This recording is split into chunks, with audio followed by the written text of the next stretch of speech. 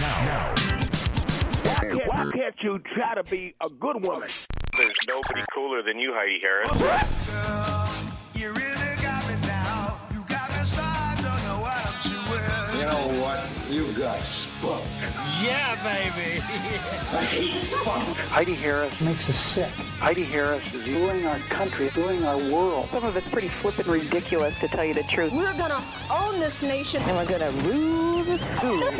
What happens in Vegas gets talked about here. but she is a typical white person. The Heidi Harris Show. If you want change, change Congress. You can't handle the truth. Heidi Harris on News Talk 720 KDON, KDWN. Love you, baby.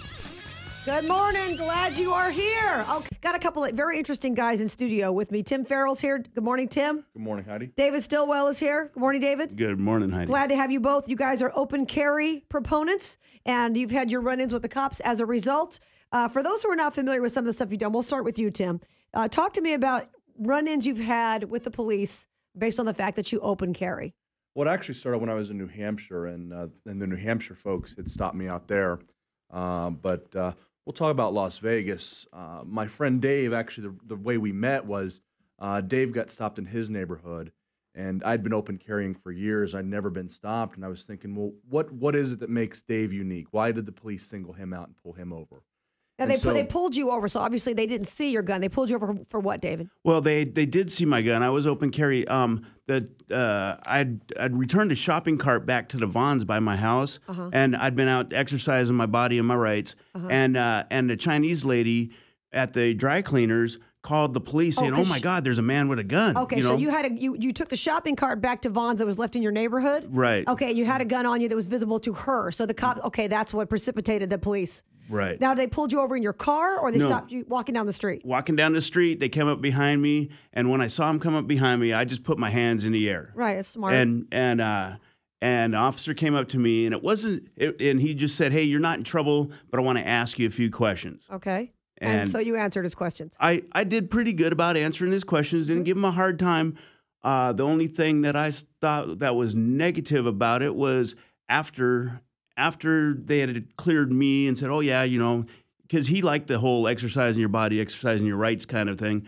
The little rookie guy came over and had to disassemble my gun, and you weren't, and take all the ammo out of it when it was obvious that there was anything going on. Wait, is he allowed to do that? Take your ammo away? Well, no, but if you're allowed to have a gun, open carry a gun, why is the police officer allowed to take your ammo away? Well, he's got the badge and the gun and the authority. Well, I get that. Right. I understand. I feel like at the airport every time I grit my teeth, but I do what they say because they have the power. Right. But I mean, legally, he doesn't have the right to take your ammo, does he? Well, they really didn't.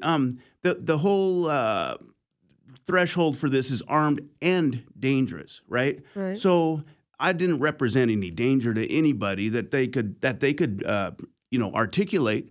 So I don't know why they were even stopping me in the first place.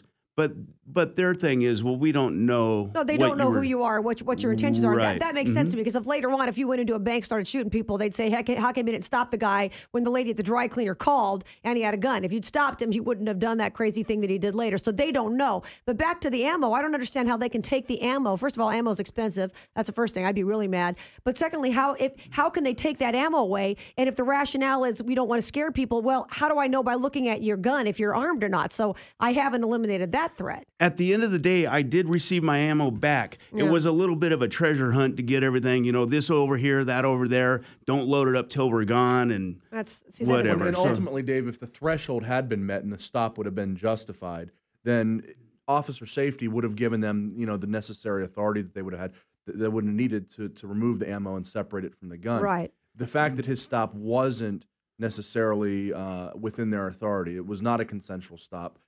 They therefore did not have any sort of authority or justification for that officer safety. Right. Okay. So you would say, Tim, that if the lady calls at the dry cleaners or anywhere, any business, sees a guy walking down the street with a gun, you say the police officers don't have a right to stop him just based on the fact that a citizen was concerned about him carrying a gun down the street. Well, it's really a slippery slope. I mean, you think about it. There's a lot of things which could scare somebody. Right? What if a guy that's all bald with tattoos, looks like a gangbanger comes into an affluent neighborhood? Do the police have the authority to stop him against his will merely because he scared somebody. Yeah, but you know what they say. They have a phrase that cops use, JDLR. It just doesn't look right. You know that. Like the other night, I'll give you an example. I was driving down the street with my husband, and I saw some people in front of an apartment complex. This guy clearly had this girl by the arm, and I wasn't hitting her. Was not hitting her, but he was clearly having quite an animated discussion with her. It was cold outside. She had no sleeves on. She was out there. They were having now that discussion could have escalated. I called 911, gave a description, said, I was very clear. I said, he's not hitting her, but they're clearly having a discussion that looks like it could be going south in a hurry. So would the police officer in that case have the justification just to stop by and say, hey, somebody said you guys are having an animated discussion. I saw no weapons. I saw, once again, no violence. But when you got a girl by the arm and you're detaining her, and then by the time I went back around again to certify where they were, they were just in each other's faces. But still, would a cop be justified in checking on that? There's two schools of thought there. One, the mere fact that the cop shows up and says, hey, someone called, right. That may be enough to deter anything from actually happening. Right. Now, two, the other thing is the cop can sit there for 5 minutes. He can sit across the street. He can watch. He can wait for something to happen if something does happen. Mm-hmm. It does not give the cop the authority to say, I'm going to stop you. I'm going to put you in handcuffs until I figure out what's going on. He can investigate without even making contact with you. Well, that's true. Right. Now going back to your situation, David, when the cop pulls up to you, well, let me take a break and we'll come back and ask that. I want to know if they put handcuffs on you on that. Hold that thought. We'll talk about it when we come back. Tim Farrell's here. David Stillwell. These guys are big proponents of open carry. We'll take your calls, too, coming up in a few minutes at 257-KDWN, 257-5396.